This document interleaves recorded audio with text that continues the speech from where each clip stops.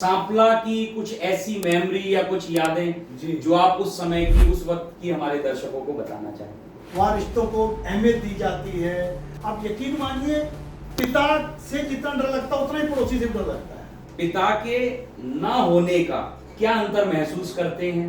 अगर आप मुझसे पूछे कि पिता क्या होता है, दुनिया बोलती है पिता रोटी है, कपड़ा है, मकान है, पिता बच्चों के खिलौनों के पापा बाकी सब ठीक है, यहाँ मीठा खाने को नहीं मिलता। तो माफ करना विकास जी, आप कल्पना नहीं कर सकते वो पिता क्या करता है। पिता वो होता है जो मीठे का भरपूर शौकीन व्यक्ति होता है, और जिस दिन उस फोन को स्टेडिल पर रखता है उसी दिन वो कसम खा लेता है कि मेरा बेटा मीठा नहीं खा सकता तो मैं भी जीवन भर मीठा।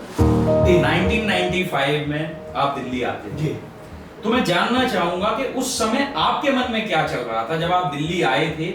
उत्साह बहुत था। मुश्किल क्या आता है इसमें? सेल्स मुश्किल पड़ती है, प्रोडक्शन मुश्किल, मैन्युफैक्चरिंग मुश्किल पड़ती है? देखिए, मैन्युफैक्चरिंग की अगर बात करें, एजुकेटेड होना बहुत जरूरी है। एक्सपीरियंस्ड लोग आपकी टीम में हैं तो मैन्युफैक्चरिंग तो हो जाती है, सेल्स एक बड़ा चैलेंज। जैसे एक कोई व्यक्ति है, नया मकान बनाने जा रहा है या घर की वायरिंग लेने जा रहा है, उसको वायरिंग की पहचान किस तरीके से करनी चाहिए? तो कॉस्ट कटिंग के नजरिए से अपनी कॉस्टिंग कम करके मार्केट को कम्पीट करना होगा। क्वालिटी डाउन करके आप सर्वाइव कर जाओगे बहुत ज़्यादा लंबे समय तक। तो चाइना का ये रोल बहुत बड़ा है, दिक्कत कर रहा है, तकलीफ कर रहा है काम करने में। अगर मैं बात करूं, चाइना से हमारा इंपोर्ट 2006 में करीब 6% था। क्या आपका सफर एक तार की तरह ही तो है? क्या कभी लगा कि शॉर्ट सर्किट हो गया? तार दो बातें होता है, तार के अंदर जो कॉपर लगा होता है उसे ये तय करना होता है कि लगातार तेरे अंदर से करंट फ्लो होना ही होना है जीवन भर, और उसके ऊपर जो इंसुलेशन होता है पीवीसी का, वो हमारे माता पिता, हमारे सगे संबंधी, हमारे मित्र यार दोस्त कभी लगा देते हैं। वो कहीं ना कहीं हमें ढक के रखते हैं, हमें संभाल के रखते हैं। वो करंट, उस झटका उस दायरे से बाहर ना जाए। तो आपकी पीवीसी, आपके रिश्ते नाते, आपके सगे संबंधी आपके चारों तरफ हमेशा रहें तो आप सर्वाइव कर जाएंगे। आज के युवाओं को आप क्या 3 बातें सजेस्ट करना चाहेंगे? रास्ते के पत्थर को चकनाचूर होना चाहिए, वार चाहे एक हो, भरपूर होना चाहिए। इतना ही नहीं कि वो हमसे माफी मांगे और छूट जाए, इतना ही नहीं कि दुश्मन हमसे माफी मांगे और छूट जाए, दुश्मन को हमारे सामने मजबूर होना चाहिए। नमस्कार दोस्तों, आप देख रहे हैं सेल्फ डिस्कवरी विद विकास पुरोहित। मैं हूं आपका अपना होस्ट विकास पुरोहित। दोस्तों, एक तार होता है जो बिजली को चलाता है और एक तार होता है जो रिश्तों को जोड़ता है। सांपला हरियाणा का एक छोटा सा कस्बा, जहां एक बच्चा जन्म लेता है 1974 में, और उसका सपना होता है रोशन घर का नहीं, रोशन भारत का। 1995 में वो दिल्ली आता है। उस समय हमारा भारत देश भी कई तरह के आंतरिक संकटों से जूझ रहा है। भारत सरकार द्वारा नई नीतियां बहुराष्ट्रीयकरण और निजीकरण के रूप में आई हुई थी, जिसको लेकर के कुछ युवाओं के मन में संदेह था तो कुछ युवाओं के मन में उत्साह था। उसी समय वो बच्चा शुरुआत करता है अपने कैरियर की, और एक ऐसा रेवोल्यूशन आता है वायर इंडस्ट्री के अंदर, जो बड़े बड़े ब्रांड्स के लिए वायर वो बनाते, साथ ही साथ उनका एक अपना भी बड़ा ही फेमस ब्रांड आता है। समय बहुत अच्छे तरीके से चल ही रहा था कि प्रकृति को कुछ ऐसा मंजूर था कि कुछ ही साल बाद पिताजी साथ छोड़ जाते। उस दौरान हौसला भी टूटा, तो बच्चा बोलता है पिताजी गए जरूर हैं लेकिन मेरे साथ मेरे दिल में हैं, और उनके दिए संस्कार और आशीर्वाद के सहारे मैं आगे अवश्य जाऊंगा और कुछ ऐसा करके दिखाऊंगा जो वो सोचते थे वो पूरा करके दिखाऊंगा। अपनी देश की माटी के साथ जुड़े रहने का फैसला किया। दोस्तों, मैं अब आपको लेके चल रहा हूं एक ऐसी टाइम मशीन के साथ जिसमें हम देखेंगे 1974 से लेकर के 2025 तक का वो भारत, जिसके साथ साथ हम एक व्यक्ति, एक व्यापार और एक युग को समझने की कोशिश करेंगे। उस दौरान जहां बिजली भी बदली, रिश्ते भी, व्यापार भी बदला और समाज भी। हम इस पॉडकास्ट के माध्यम से और अपने गेस्ट के माध्यम से आज इन सभी चीजों पर चर्चा करेंगे। आज के हमारे मेहमान हैं एक स्वयंसेवक, प्रख्यात समाज सेवी, साथ ही साथ एक बड़े उद्योगपति श्री संजीव गोयल। सबसे पहले तो आपका बहुत शुक्रिया। मतलब सांपला की कुछ ऐसी मेमोरी या कुछ यादें जी जो आप उस समय की, उस वक्त की हमारे दर्शकों को बताना चाहेंगे। देखिए विकास जी, पहली बात तो अब जैसे मैं हरियाणा के सांपला कस्बे से बिलोंग करता हूं, तो निश्चित रूप से बहुत बढ़िया जीवन रहा। और ये जीवन बढ़िया और तब हो जाता है जब साथ में एक पता लगता है कि वहाँ की आबो हवा कैसी है, वहाँ रिश्तों को अहमियत दी जाती है। वहाँ आप यकीन मानिए, पिता से जितना डर लगता है उतना ही पड़ोसी से भी डर लगता है, या पिता की बातों का जितना पालन करना होता है एक पड़ोसी की बात का उतना ही पालन करना होता है।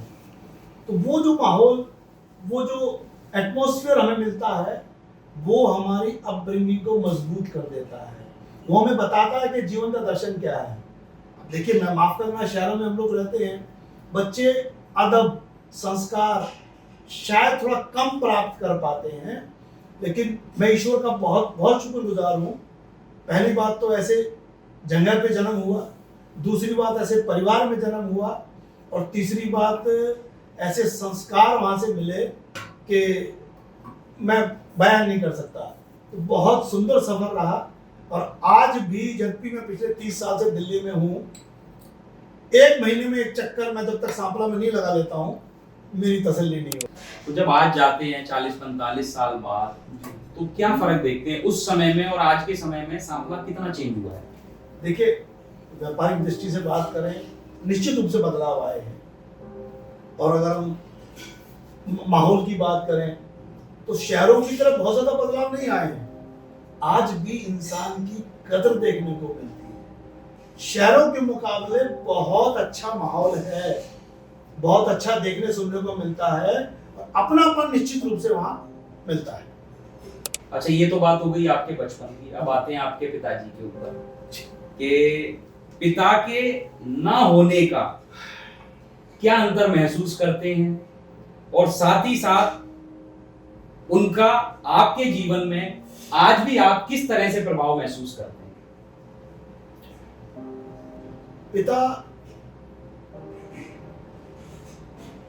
बहुत बहुत बहुत बड़ी शख्सियत होता है। और मैं अगर अपने जीवन की बात करूं तो यकीन मानिए, मेरे पिताजी 14 मई 2003 को हमारा साथ छोड़ के चले गए थे। आज लगभग 22 वर्ष हो गए हैं। मैं नहीं समझता कोई दिन एक भी ऐसा निकला हो इन 22 वर्षों में जो मैंने उनको ना केवल याद किया, बल्कि मैं उन्हें भरपूर याद करता हूं हर रोज। क्यों? कि उनका जीवन चरित्र ऐसा था। और अगर आप मुझसे पूछे कि पिता क्या होता है, तो दुनिया बोलती है पिता रोटी है, कपड़ा है, मकान है, पिता बच्चों के खिलौनों की, सब समझ में आता है। मैं भी मानता हूं। मैं मेरे जीवन में, खुद के जीवन में जो घटनाएं घटी हैं, देखिए उनको याद करता हूं। तो अगर मुझे थोड़ा सा समय दे तो मैं आपको अपने लिए बयान कर सकता हूं कि पिता क्या है। बिल्कुल बिल्कुल। एक बच्चा, 5-6 साल का बच्चा, जब अपने घर से 4 मकान 4 बिल्डिंग छोड़ के अपने पिता के पास अपनी दुकान पे आ रहा है, और एक फुकारता हुआ सांड उस बच्चे के पीछे जा रहा है, जो पिता देखता है दूर से कि मेरे बच्चे के पीछे एक सांड। क्योंकि हम गांव देहात के रहने वाले आदमी हैं, गांव देहातों में जानवरों का घूमना, सांड इनका उठना एक आम बात होती है। तो एक शख्स जो नंगे पैर, हाथ में जो उसे हथियार दिखा के हथियार लेकर के अकेला उस सांड से भिड़ जाता है अपने बच्चों को बचाने के लिए, अपने बच्चे को बचाने के लिए। उसको पिता, एक पिता जब देखता है कि मेरा बच्चा पढ़ाई में होशियार है, समझदार है, मैं अपने छोटे भाई की बात कर रहा हूं, तो एक सपना लेता है 10वीं क्लास तक पढ़ा हुआ गांव देहात का रहने वाला व्यक्ति। और आज नहीं, आज जमाना बदल गया है। आज से 23 साल पहले सपना लेता है कि मेरे बच्चे को अमेरिका पढ़ने के लिए जाना चाहिए। तो वो दिन रात उसी पे काम करता है। देखिए, हर बात हर एक के लिए हजम नहीं होती, हर एक बात। हाँ, एक बात तरह को सूट भी नहीं कर, सूट नहीं कर, लेकिन क्या अलग अलग सिस्टम। अब मान लो मैं कोई बात कर रहा हूं, तो अगर उस मेरे नजरिए से देखेंगे तो बहुत बहुत महान बात है। हो सकता है किसी को बात अजीब लगे। अब एक 10वीं क्लास का पढ़ा हुआ इंसान बच्चे को अमेरिका भेजना है, उसके बाद ना तब गूगल था ना ना यूट्यूब Google थी, था, ना आज तो मोबाइल आदमी इससे फोन हेल्प थे। ले लेता है। कुछ भी नहीं था। अब माफ करना, बहुत ज्यादा संसाधन भी नहीं था, एजुकेशन भी नहीं था। वो व्यक्ति जुट जाता है उस काम में। स्कूल का मास्टर, किसी स्कूल का मास्टर दिखाई दिया, बिठाया मास्टर जी क्या होता है, कैसे होता है, मेरा बच्चा बड़ा होशियार है, उसको पढ़ने भेजना है। कोई क्लर्क दिखाई दे गया, उसको पकड़ के उससे सलाह मशवरा कर रहे हैं।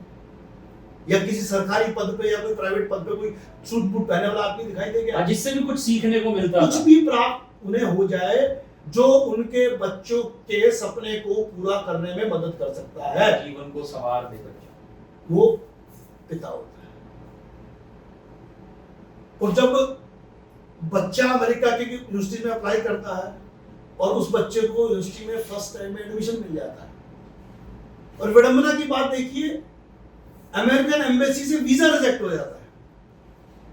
एक बार नहीं, 2 बार वीजा रिजेक्ट हो जाता है। तो पिता तड़प उठता है, पूछता फिरता लोगों से कि भी वीजा कैसे लगे, क्या हो, क्या तरीका है। तो किसी ने जब अनजाने में कह दिया कि ये लाला जी, अमेरिका वाले वीजा तब देते हैं जब उन्हें दिखाई दे कि इस बच्चे की इंडिया में अपनी एक हैसियत है, अपना एक औहदा है, ये इंडिया पढ़ाई पूरी करके वापस जरूर आएगा। इसी बात को अपना ध्येय मान लेते हैं और अपने छोटे भाई, अपने बहन, अपनी माता से सलाह करते हैं, और यकीन मानिए पूरे परिवार की सारी प्रॉपर्टी अपने उस बेटे के नाम कर देते हैं। जिस व्यक्ति ने अपने जीवन में कभी किसी से एक पैसा उधार नहीं लिया, वो किसी अपने इष्ट मित्र से बात करके 15 लाख रुपए का चेक उधार मांगते हैं ताकि मेरे बच्चे की बैंक स्टेटमेंट अच्छी हो जाए, और प्रॉपर्टीज का वैल्यूएशन कराया जाता है। उस प्रॉपर्टी का वैल्यूएशन 2 करोड़ रुपए बना करके जब उसको अमेरिकन वीजा मिल जाए, इस बच्चे का प्रयास किया जाता है पिता द्वारा। वो पिता होता है। जब बेटा वीजा के लिए अमेरिकन एम्बेसी में जाता है,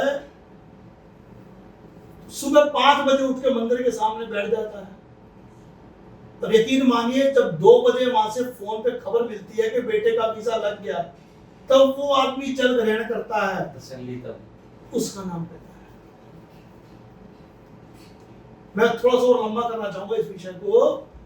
विकास जी, जब पहले फोन तो होते नहीं थे, पहले ट्रंक कॉल बुक करने पड़ते थे। अब पिता अमेरिका के लिए ट्रंक कॉल बुक करता है। अच्छा, एक और तो समस्या है, दिन रात का अंतर होता है इंडिया में अमेरिका में, तो और वहां का दिन होना चाहिए तो वही रात होती है। ट्रंक कॉल बुक करके फोन के पास बैठे रहना और बेटे के फोन का इंतजार करना, वो पिता होता है। रोटी भी नहीं खाना, ये तो कब तक का फोन घंटी बज जाए। और जब बेटे से बात होती है फोन पे, वो पिता पूछता है कि बेटा तू ठीक है? हाँ पापा मैं ठीक। अमेरिका में खाने पीने का सब कुछ मिलता है? तो हाँ पापा, रोटी भी मिल जाती है, चावल भी मिल जाती है, दालें भी मिल जाती है, पर पापा एक कमी है। पापा कहते क्या कमी मतलब? तो बेटा कहता है पापा, साधारण तौर पे बेटा अपने बाप से बात कर रहा है, साधारण तौर पे बात बोलता है कि पापा बाकी सब ठीक है, यहाँ मीठा खाने को नहीं मिलता। तो माफ करना विकास जी, अब कल्पना नहीं कर सकते वो पिता क्या करता है, ये बात समझो। भाई पिता क्या कर सकता है? अपने बेटे को अमेरिका मीठा कुरियर से भेज देगा, एक बार भेज देगा, 2 बार। उस टाइम तो साधन भी नहीं होते थे, बात कर रहा हूँ 2002 की। हाँ, हमें और तब में बहुत कुछ फर्क आ गया है। पिता वो होता है जो मीठे का भरपूर शौकीन व्यक्ति होता है, और जिस दिन उस फोन को उस टेबल पर रखता है, उसी दिन वो कसम खा लेता है कि मेरा बेटा मीठा नहीं खा सकता तो मैं भी जीवन भर मीठा नहीं खाऊंगा। और अपने अंतिम समय तक वो पिता मीठे को हाथ ही लगाता है। बहुत बड़ी बात। हम हरियाणा के लोग हैं, हरियाणा के लोग मीठा थोड़ा ज्यादा खाते हैं। यकीन माने मेरे पिताजी ने उस दिन बाद से मीठे को हाथ नहीं लगाया, कुछ अंतिम समय तक। मेरा बच्चा नहीं खा सकता, मैं कैसे खा सकता? हाँ, यहाँ से भेजना भी संभव एक नहीं बार है। भेज दोगे, 2 बार भेज दोगे, 3 बार भेज दोगे। उसको तो पता नहीं करने गया था वहां, 2 साल की पढ़ाई है, उसके बाद जॉब करनी है, वो पढ़ाई। ये भी एक तरीके की तपस्या है अगर देखी जाए, जैसे हमारे यहाँ ऋषि मुनि करते थे। देखिए ये भाव तो मन में आना चाहिए ना। ये भाव मन में हर एक के पिता नहीं है। ये तो आ जाएगा अपने बेटे को मिठाई भेज दूं, पूरे करा दूं, ये कर दूं। हाँ, यही करेगा ज्यादातर आदमी, यही सोचेगा ये कि भाई भाव, नहीं, आगे ये भाव कहां से आ जाएगा? पिता वो होता है जो इंसान जीवन भर अपने बेटे को और अपने ड्राइवर को हमेशा ये कहता रहा, बेटा गाड़ी धीरे चलाओ, गाड़ी धीरे चलानी चाहिए, गाड़ी देख के चलानी चाहिए। और तब एक दिन सुबह 6 बजे उसके पास फोन आता है दिल्ली से कि उसके बड़े बेटे का एक्सीडेंट हो गया है। तो जीवन में पहली बार वो अपने ड्राइवर को कहता है कि सुरेश नाम था हमारे ड्राइवर का, कि बेटा गाड़ी को उड़ा दे। वो पिता होता है। मुझे जल्दी पहुंचना। जब 10, 20, 30 डॉक्टरों से मिलने के बाद मुझे पता लगता है कि एक डॉक्टर हैं, डॉक्टर PS मैनी हुआ करते थे, सरदार जी थे, बहुत बड़े ऑर्थो सर्जन थे। मैं उम्मीद करता हूँ शायद आज भी होंगे, मुझे जानकारी नहीं है। तो किसी ने बताया कि डॉक्टर मैनी अगर बच्चे का ऑपरेशन कर दे तो उत्तम बात होगी, लेकिन डॉक्टर मैनी तक पहुंचना बहुत मुश्किल था। वो पिता वही ठान लेता है। मैं फिर कह रहा हूं, एक गांव देहात का 10 क्लास पढ़ा हुआ व्यक्ति जब ये ठान लेता है तो वो डॉक्टर मैनी के पास पहुंचता है। उसके बावजूद भी डॉक्टर मैनी से उन्हें सूचना मिलती है कि उनके असिस्टेंट डॉक्टर चड्डा, जो कि खुद MD हुआ करते थे, वो ऑपरेशन करेंगे, डॉक्टर मैनी ऑपरेशन नहीं करेंगे। तो पिता के मन में टीस रह जाती है और भरे हॉस्पिटल के बीच में डॉक्टर मैनी के पैरों में गिर के बैठ जाता है। बिना हैसियत के, बिना हिम्मत के ये बात बोलता है कि डॉक्टर साहब अपने बराबर के वजन के पैसे तुलवा लो, मेरे बच्चे का ऑपरेशन आप करो, ये मेरी प्रार्थना। और वो डॉक्टर मैनी भरे हॉस्पिटल में गले लगाता है उस पिता को और वादा करता है कि आपके बच्चे का ऑपरेशन मैं ही करूंगा। वो पिता होता है मेरी नजरों में। पिता वो होता है जब बच्चे का एक्सीडेंट होने के बाद डॉक्टर के पास चेकअप के लिए ले जाया जाता है। ऊपर की मंजिल में हम रहने वाले, फर्स्ट फ्लोर पे रहने वाले लोग, हम सीढ़ियों से उतरना होता है, लिफ्ट तो होती नहीं गाँव देहात में। विकास जी जब उसका बेटा व्यापार कर रहा है और 1998 में एक बार फैक्ट्री के व्यापार में मेरे को तकलीफ आई और बाय चांस मेरे पिता वहां आए थे, मेरी आंखों में आंसू देखा उन्होंने। तो एक बार बेटे की आंख में आंसू देखने के बाद उस बेटे की समस्या का उसी दिन निदान करना और अपने जीवन के संकल्पों और उसूलों से बाहर जाकर अपने किसी रिश्तेदार से पैसे उधार मांगना और बेटे का वो काम पूरा करवाना।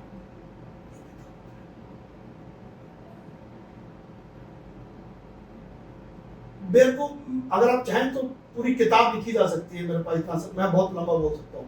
मैं समझता हूँ समय का अभाव है, लेकिन मैं एक लाइन में इसको खत्म करना चाहूंगा बात को। मुझे माफ करना हे कृष्ण हे राम, तुमसे पहले लूंगा अपने पापा का। आपने तो हमारे को भी थोड़ा सा भावुक कर दिया इस बातों से। वैसे तो पिता का रिश्ता ही एक ऐसा है जो शायद कभी बगैर कहे बहुत कुछ कह जाता है और हमारी लाइफ को कहां कहां आगे धक्का देने का काम करता है। वो कह भी नहीं पाता और वो काम हो जाता है। इस बात को हम भी मानते हैं। क्या फर्क देखते हैं, क्योंकि आप एक बच्चे के पिता भी हैं, आपके बच्चे भी हैं, आप उनके पिता भी हैं जी। और आपके भी पिता थे जी। तो क्या डिफरेंस आया है इन 40-50 सालों की इस रिश्ते की कहानी में? देखिए, यकीन मानिए, मैं अपने घर की बात करूं तो अंतर तो वहां भी बहुत आया है, दुनिया में बहुत ज्यादा अंतर आ गया है, लेकिन निश्चित रूप से बहुत अंतर आ गया है। हम अपने पिता से बहुत डरते थे। यकीन मानिए विकास जी, हमारे पिता ने दिन को रात बोल दिया तो रात ही है। पिता ने बेवजह थप्पड़ मार दिया तो कभी ये ख्याल भी नहीं आया दिमाग में कि मुझे थप्पड़ क्यों मारा, ख्याल भी नहीं आया। आज बेटे के साथ आप कुछ काम करते हो, कुछ बात करते हो तो निश्चित रूप से बेटा एक्सप्लेनेशन मांग लेता है। फिर भी पिता यही प्रयास करता है उसे समझाए, उसे बताए और उसकी बातों को, उसके सवालों को क्लियर करने की कोशिश करे। लेकिन मेरे को तो, मेरे अगर निजी जीवन की बात करूं, मेरे पिता के साथ तो मैं, क्योंकि मैं 29 वर्ष का था उस टाइम जब मेरे पिताजी नहीं रहे, तो 29 वर्ष की अभी तक आदमी ठीक ठाक यादें संजो लेता है। बहुत अंतर मेरे को देखने को मिलता है, नहीं कहना चाहिए मुझे ये बात, लेकिन बहुत अंतर। और मैं बात करूं अगर, तो अब अंतर तो होगा ही ना, अंतर क्यों होगा? अभी आपने 2 क्वेश्चन के बाद तीसरा क्वेश्चन में पापा वर्ड आपके मुंह से निकला, तो मेरे लिए पापा पिता शब्द जब मेरे कान में पड़ जाता है ना, तो मैं कांपना शुरू हो जाता। क्या हम बच्चों से नहीं कर सकते हैं? फिर भी घर के माहौल को देखते हुए हमारे बच्चे बहुत अच्छे हैं, दुनियादारी को देखते हुए हमारे बच्चे बहुत अच्छे हैं, फिर भी यकीन मानिए। हाँ, टाइम मशीन में जो चेंजिंग आई है वो तो आनी स्वाभाविक है, लेकिन संस्कारों से आप जितना उसको चेंज कर सकते हैं, हाँ, वो कोशिश उतना प्रयासरत रहनी चाहिए और आगे उस चीज पर काम करना देखता है चाहिए। ना। हमने भी क्या देखा, वो देखता है कि पिता क्या कर रहे हैं, कहाँ जाते हैं, किससे मिलते हैं, किस किस कार्यक्रम में शामिल होते हैं, किस तरह की बातें करते हैं, सब तो आएगा ही ना। इसी की बात मैं आप एक थोड़ी बात करता हूँ। माहौल आदमी को, आपके नेचर को प्रभावित करता है। मेरे को माहौल कैसा मिला, हर चीज मायने रखती है। मेरे पिता दादाजी का नाम लाला हरिचंद जी, हरि भगवान का नाम। मेरे ताऊ जी का नाम लाला गोपाल दास जी, भगवान का नाम। मेरे पिताजी का नाम लाला राधेश्याम जी, भगवान का नाम। और मेरे पिता में ताऊ में दादाजी के लाडले उनके छोटे भाई नरेश, राजा का नाम। ये माहौल मेरे घर का। मेरे बड़े भाई, मेरे ताऊ जी के बेटे सज्जन गोविंद का नाम है। अब वो प्रकृति से भी सज्जन है, लेकिन माने उस बंदे की शरीर पे कोई मक्खी बैठ जाए तो मार के मक्खी नहीं हटा, तो अपने को हिला लेंगे ताकि मक्खी उड़ जाए, ताकि मक्खी को चोट ना पाए। इतने सज्जन व्यक्ति मेरा भाई। मेरी छोटी बहन ममता, मेरी माँ का नाम सुलोचना, मेरी छोटी बहन सुचित्रा, और सबसे बड़ी बात, मेरा सबसे छोटा भाई ब्रिजमोहन।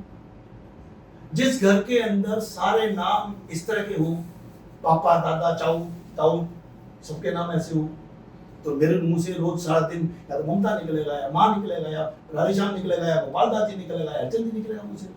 तो एक ऑरा, एक माहौल हमें मिला इस चीज का, वो बड़ा सहायक रहा हमारी अपब्रिंगिंग में। उस माहौल ने हमें इंसान बना के रखा, इसीलिए मेरा जुड़ाव इन सब चीजों से, समाज से, चीजों से रहता है। नहीं, फर्क तो पड़ता ही है जब आप देखते हैं घर में माहौल उस तरीके का होता है। जैसे आपने एक बहुत छोटी सी बात की कि नामों से कितना प्रभाव पड़ता है, इस चीज का फर्क पड़ता है।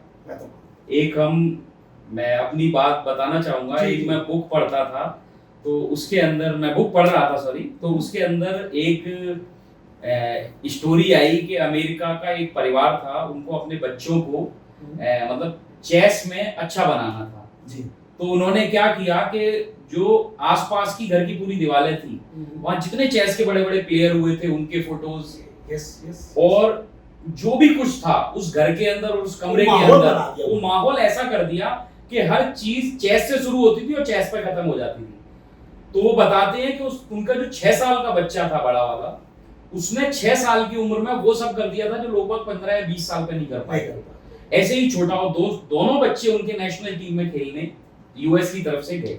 तो एक माहौल बनाने में बहुत चीजों का प्रभाव होता है। Atmosphere matter. अब वो अलग बात है कि आप उसको कैसे देखते हैं, आपका नजरिया कैसे है, वो एक, लेकिन माहौल ऐसे ही चीजों से बनता है। या देखो, अगर पिता का जिक्र आया है तो मैं माँ को नहीं छोड़ सकता। नहीं। तो आज माता जी से आप क्या प्रेरणा लेते हैं और क्या रूटीन है आपका उनसे मिलने का, बैठने का, कितना समय उनको दे पाते हैं? देखिए, मैं अगर माँ की बात करूं तो मुझे आदत सी पड़ी हुई है अपनी माँ की। यकीन मानिए, मेरा छोटा भाई वही ब्रिजमोहन जो अमेरिका पढ़ने गया, 12-15 साल अमेरिका में रहा, और एक सीमा के बाद हमने उसे वापस इंडिया बुला लिया। आज वो बेंगलोर में सेटल है। तो चूंकि अपनी दिल्ली में सर्दियाँ ज़्यादा होती हैं, तो मेरी माँ को थोड़ी तकलीफ रहती है। सर्दियों में 2 महीने 3 महीने के लिए वो अक्सर बेंगलोर चले जाते। बच्चों को संभालना नहीं होता सारे का। तो इतनी आदत पड़ी हुई है, जैसे मैं सुबह रोज फैक्ट्री जाता हूँ, अपनी माँ से बोल के जाता हूँ कि माँ मैं जा रहा हूँ। मेरी माँ को बेंगलोर गए हुए 1 महीना हो गया है। 31वें दिन भी जब मैं फैक्ट्री जा रहा हूँ तो मेरे मुंह से निकलता, अच्छा माँ बेंगलोर जा रहा हूँ और फैक्ट्री जा रहा हूँ। अच्छा माँ मैं फैक्ट्री जा रहा हूँ, क्योंकि मुझे पता है इस महीने से मेरी माँ बेंगलोर में बैठी है, मेरे सामने नहीं है। लेकिन इतना मैं आदी हो गया हूँ अपनी माँ। मतलब उनकी अनुपस्थिति भी आपको पूरी तरीके से महसूस करा रही है कि साथ में है, क्योंकि एक जब डेली का रूटीन बन जाता है, वैसे भी कहते हैं ना, जो काम हम 21 बार रेगुलर कर लें वो हमारे दिमाग में पूरी तरीके से बैठ जाता है, साथ हो जाता है। हाँ, तो वो कहीं ना कहीं। अब ये बात हो गई थोड़ी सी रिश्तों की, जी कल्चर की। अब आ जाते हैं आपके कैरियर के ऊपर। 1995 में आप दिल्ली आते हैं जी। क्योंकि ना कैरियर की शुरुआत आज जितना भी यूथ है या जो भी कहीं ना कहीं इस चीज की शुरुआत करता है, एक बहुत बड़ा चैलेंज होता है उनके सामने। तो मैं जानना चाहूंगा कि उस समय आपके मन में क्या चल रहा था जब आप दिल्ली आए थे, तो क्या सोच रहे थे व्यापार को लेकर के या काम को लेकर के, क्या आगे का विजन लेकर के आए थे? देखिए, उत्साह बहुत था, कुछ भ्रांतियां भी बाद में पता लगी थी भ्रांति, क्योंकि मेरा परिवार सारा, चाहे वो मेरे पिताजी रहे, मेरे दादाजी रहे, मेरे चाचा, मामा, ताऊ, फूफा, बुआ, सब ट्रेडिंग का व्यापार करते थे। मेरे मन में था कि मुझे मैन्युफैक्चरिंग में आना। मैं पहला शख्स था अपने परिवार से। अच्छा, पहले ही सोच रखा था कि मुझे जाना मैंने मैन्युफैक्चरिंग में। 94 में मैंने बीएससी कंप्यूटर साइंस में पास आउट किया। उस टाइम बीएससी कंप्यूटर साइंस की ठीक ठाक वैल्यू होती थी। तो मुझे अच्छी तरह याद है, शायद एचसीएल कंपनी की बात कर रहा हूँ, मुझे गुड़गांव से जॉब का ऑफर था।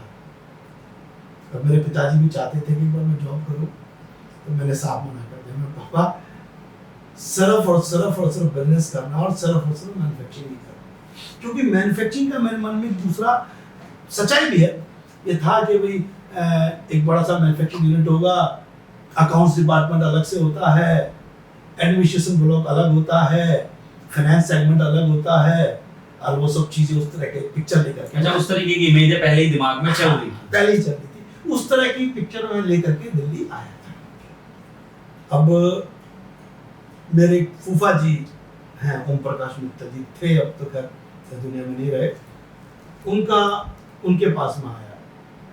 वो चार्टर्ड अकाउंटेंट थे, तो बहुत सारे फर्मों को उस टाइम तो सेल्स चेक नंबर होता था, तो उन्हें दिला रखा था, तो वो सबसे मिलवाया मुझे उन्होंने। तो मैं अगर सीधे शब्दों में कहूँ तो मुझे दिल्ली लाने वाले वो मेरे फूफा जी।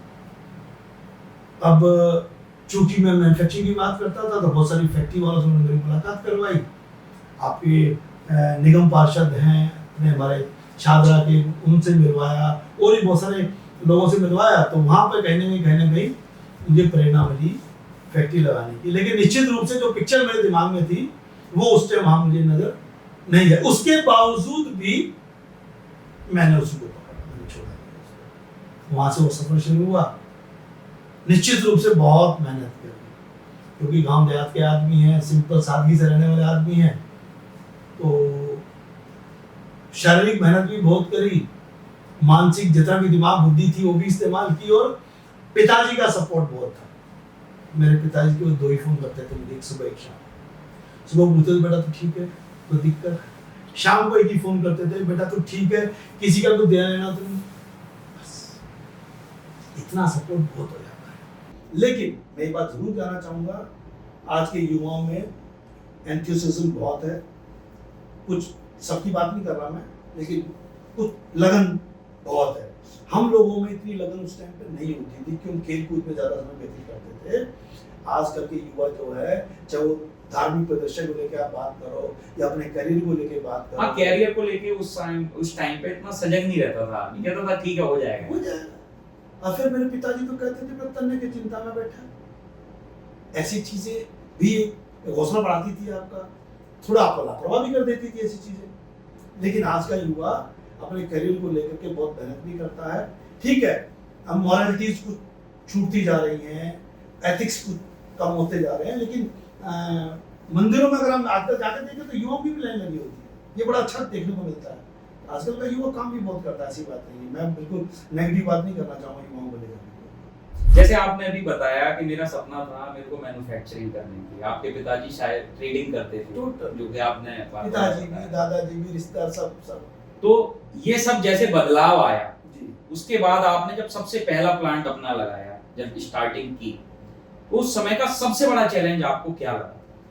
मेरे पास एक ही सपोर्ट था, मेरे फूफा जी। वो ऑफिसर माइंडेड आदमी थे, चार्टर्ड अकाउंटेंट थे, तो वो कलम से तो मेरी मदद कर सकते थे, बाकी सब कुछ अपने आप। तो वो एक बड़ा चैलेंज था। अपने लिए खुद जगह ढूंढी, खुद मशीनों की व्यवस्था करी, खुद सेलर ढूंढे, खुद परचेजर ढूंढे, और खुद चीज़ों को मैन्युफैक्चर करके क्वालिटी वाइज लोगों को सेटिस्फाई करके डिलीवरी करना और वहाँ से पेमेंट निकालना और अपनी एक गुडविल बना के रखना, ये निश्चित रूप से बहुत बड़ा है। जैसे आपने मैन्युफैक्चरिंग स्टार्ट करी, उससे पहले आपने क्या क्या चीजें सीखी? क्योंकि मैन्युफैक्चरिंग में बहुत सारी चीजें ऐसी होती हैं जो पहले समझने की जरूरत होती है। आपने एक बहुत बड़ा प्लांट लगा लिया, जाहिर सी बात है उसमें फाइनेंस भी लगता है, मेहनत भी लगती है, एक समय जो आदमी के पास, सबसे मैं कहता हूँ कि एक मेन चीज है जिसके ऊपर आदमी को ध्यान देना चाहिए, वो भी लगता है। तो ऐसा क्या था जो पहले आपने समझा कि मेकिंग से पहले ये सारी तैयारियां पहले मेरे को करनी चाहिए, उसके बाद मैन्युफैक्चरिंग में मुझे उतरना चाहिए? देखिए, पहले ना 4 महीने तक एम्प्लॉयर नहीं किया। मैं सुबह डेली ट्रेन में आता था दिल्ली, लंच में अपनी बुआ जी के यहाँ, क्योंकि बुआ जी वहाँ रहती थी तो लंच में घर से ला नहीं सकता था। और फूफा जी की मदद, जब भी उनके ट्रेन से आप सांपला से आते थे दिल्ली? अच्छा, डेली पहले आप डाउन सांपला से करते? 4 महीने सांपला से डाउन अच्छा। किया। और चूंकि फूफा जी के पास समय पर्याप्त थे, कब होगा, कब उनको साथ उनको लेकर के। अच्छा, ये कि मेरे लकी फैक्टर ये रहा कि मेरे फूफा जी के कॉन्टैक्ट्स मैन्युफैक्चररों से ज़्यादा थे। फैक्ट्री वाले एरिया में उनका मिलना जुलना ज़्यादा था, तो बहुत से लोगों से उन्होंने मुझे मिलवाया। अब चूंकि उनकी एक अच्छी गुडविल थी, चूंकि उनका एक अच्छा प्रभाव था मार्केट में, उस प्रभाव का भी फायदा मिला कि लोगों ने मुझे बताने में संकोच नहीं करा, समझाने में संकोच नहीं करा। आमतौर पे आप किसी के वर्कशॉप में नहीं जा सकते, ऑफिस तक तो आपकी पहुंच बन सकती है। आप किसी का मशीनरी सेटअप देखना है, आपको प्रोडक्शन आपने जाना, नहीं जा सकते। हाँ, उसका काम चल रहा है, बार बार अगर उसको परेशान करेंगे तो वो सोचेगा। कई बार ऐसा भी हो जाता है, हम ज्यादा सोचते हैं, शायद वो ना भी सोचे, लेकिन हमें ऐसा लगता है। लेकिन वो फूफा जी के संबंधों की वजह से मुझे वो भी आसान हुआ मेरे लिए।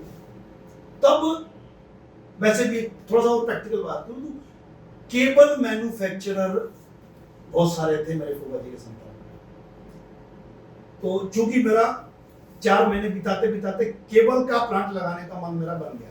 अच्छा, तो अब चूंकि वो केबल वाले ही मुझे अच्छा, मैं थोड़ा सा यहाँ आपको इंटरप्ट कर रहा हूँ, बीच में रोक रहा जी। हूँ। केबल और वायरिंग में क्या, थोड़ा सा इसको भी डीप बताइए। केबल मतलब इलेक्ट्रिकल वायर्स। अच्छा केबल बहुत प्रकार के होते हैं। अच्छा। आपका कैमरा चल रहा है, केबल है, ये सब केबल है, इसकी भी बात करते हैं अपन। तो चूंकि केबल वाले बहुत से लोग संपर्क में आए, तो मैं केबल का यूनिट कैसे लगाता, ये मेरे लिए चैलेंज हो गया। एक कॉम्पिटिटर तैयार होता है आपका। तो फिर मेरे मन में बात आई कि मैं कॉपर यूज होता है केबल बनाने में। अच्छा। तो मैंने सबसे पहले 4 नवंबर 1995 को कॉपर का यूनिट हमने लगाया, कॉपर की वायर ड्राइंग का प्लांट लगाया। अब चूंकि कॉपर में काम किया, मेहनत की, उन्हीं केबल वालों को सप्लाई किया कॉपर, एक सपोर्ट का। उसके बाद विचार करते करते करते करते करते करते मशीनरी बढ़ाई, प्रोडक्शन बढ़ाई, दायरा बढ़ाया, फिर केबल में आया। केबल में पहले दिन से माइंडसेट था ब्रांड पे काम करना, दूसरों की सेवा करनी है अपने ब्रांड के साथ, दूसरों को ब्रांड की सेवा नहीं करनी। अपने ब्रांड को लेके चला, एक ब्रांड रजिस्टर करवाया, उस पर काम करना शुरू किया। बहुत मुश्किल है, क्योंकि जल्दी से ना नया ब्रांड मार्केट में एस्टेब्लिश नहीं हो पाता है। तो वो करते करते करते करते धीरे धीरे धीरे धीरे आज स्थिति ठीक ठाक है, ठीक ठाक काम हो रहा है, ठीक ठाक प्रोडक्शन है, आपके ब्रांड पे काम करने का मौका मिलता है, कर पाता हूँ।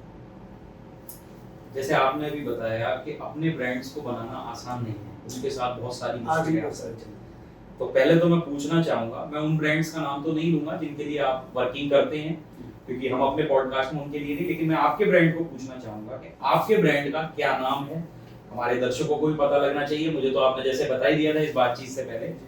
साथ ही साथ वो क्या परेशानी आती है, जैसा आपने जिक्र किया कि जब हम ब्रांड बनाने जाते हैं तो ये परेशानी आती है, तो वो भी थोड़ा सा बताएं।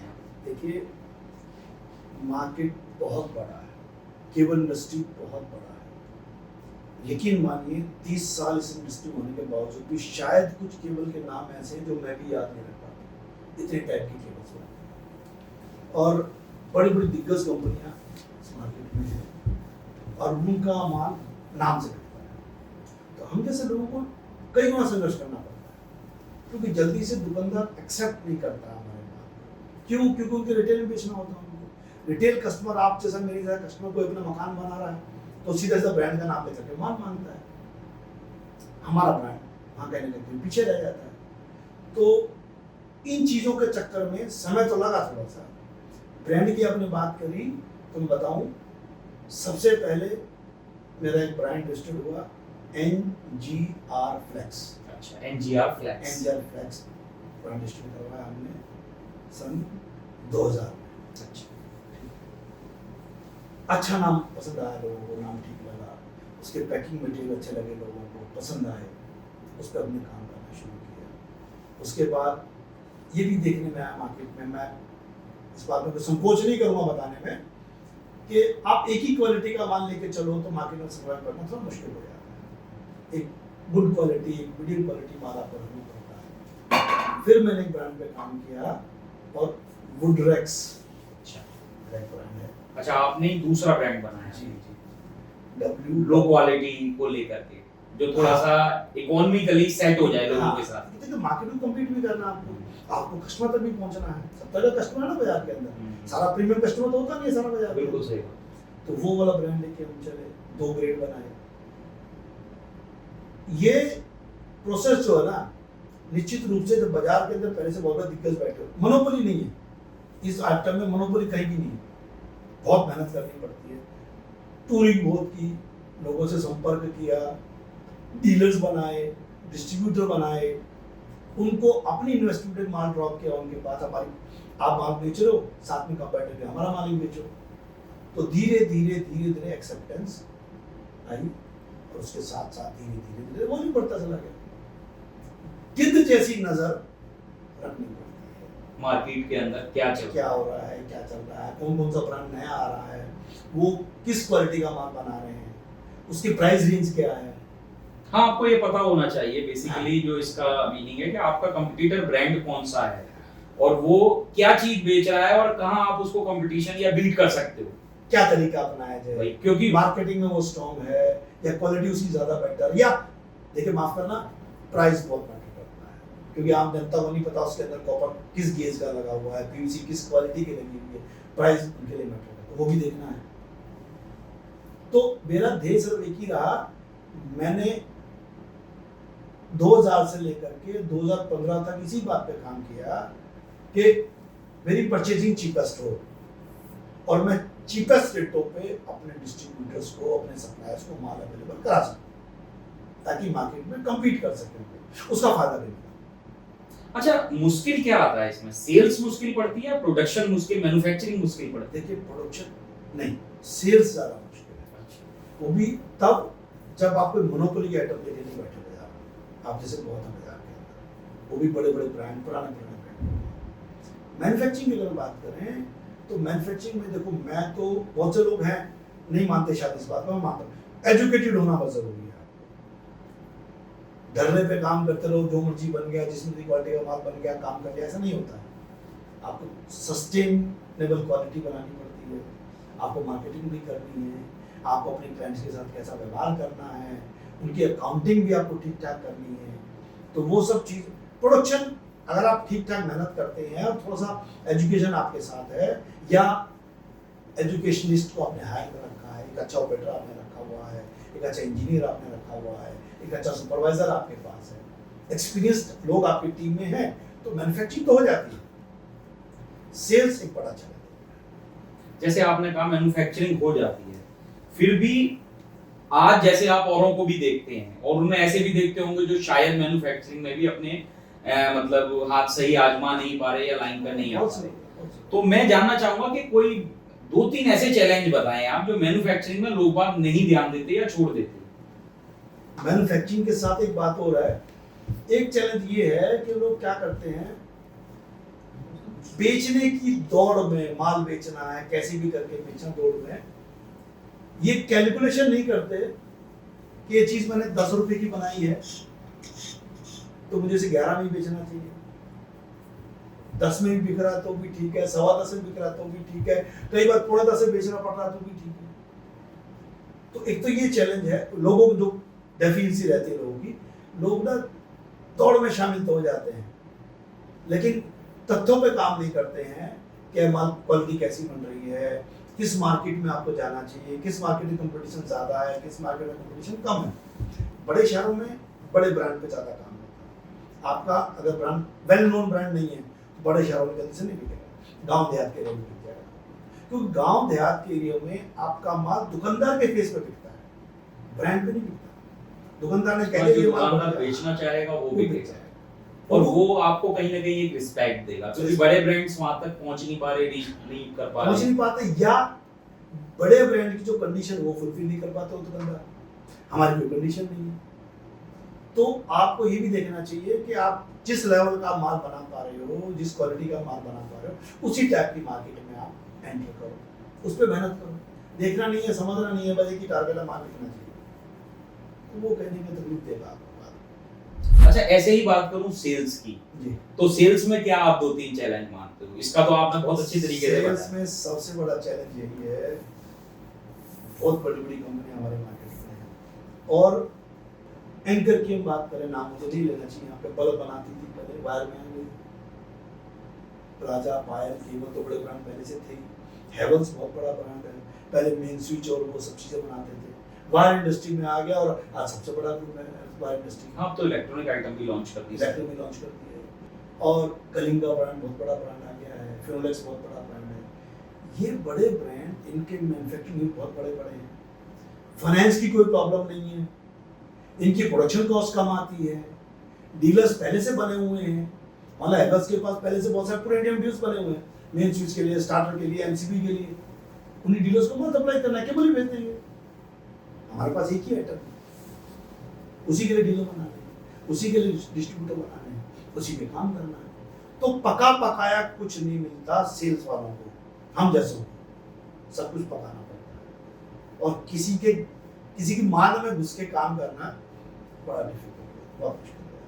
आपके पास या ऐसी कोई चीज़ है कोई वो बना नहीं पा रहा, या आपके प्राइस ऐसे हैं, आपकी क्वालिटी ऐसी है कि आप सबसे सस्ते हो। मुझे लगता है ऐसा कुछ अब बचा भी नहीं है जो कोई ना बना पा रहा हो। अब भाई गूगल आ गया, हर चीज हर आदमी समझ लेता है, सब चीज जान लेता है, और इतना अब क्या है, एजुकेशन का लेवल भी उस लेवल पे पहुंच चुका है कि मुझे नहीं लगता कि आज किसी भी चीज की नॉलेज की कहीं ना कहीं कमी है। डाटा एनालाइज हो या कोई भी चीज हो, हर कंपनी चाहे वो छोटा ब्रांड हो या बड़ा ब्रांड हो, अपने लेवल पे उसको मैनेज करता है। जिस शख्स को केवल एक कॉइल खरीदना है, वो भी फटाक से गूगल करके सब कुछ देख रहा है, इंडिया मार्ट पे फलाने पे ढिगे पे मंगा लेता है, उसको रेट भी कंपनी चेक कर लेता है, कंपेयर कर लेता है, फटाक से ऑर्डर करके मंगा लेता है। ये भी एक बहुत बड़ा चैलेंज आता है लोगों के साथ कि भाई कैसे कंपटीशन करें। अब जैसे अभी आपने बताया कि लोग कॉस्ट नहीं निकालते हैं, कई बार वो 10 रुपए की चीज आ रही है 10 में ही बेच रहे हैं, वो 10 साल बाद 5 साल बाद पता लगता है कि वो तो नीचे बैठते जा रहे हैं, नीचे बैठते जा रहे हैं। एक ओवरेज के बाद वो भी कहीं ना कहीं एक बहुत बड़ा चैलेंज है। अब जो वो बेच रहे हैं दूसरे का काम तो कहीं ना कहीं खराब कर रहे हैं। हाँ, बड़ी बड़ी कंपनियों को ये फायदा मिल जाता है, मान लो आज वो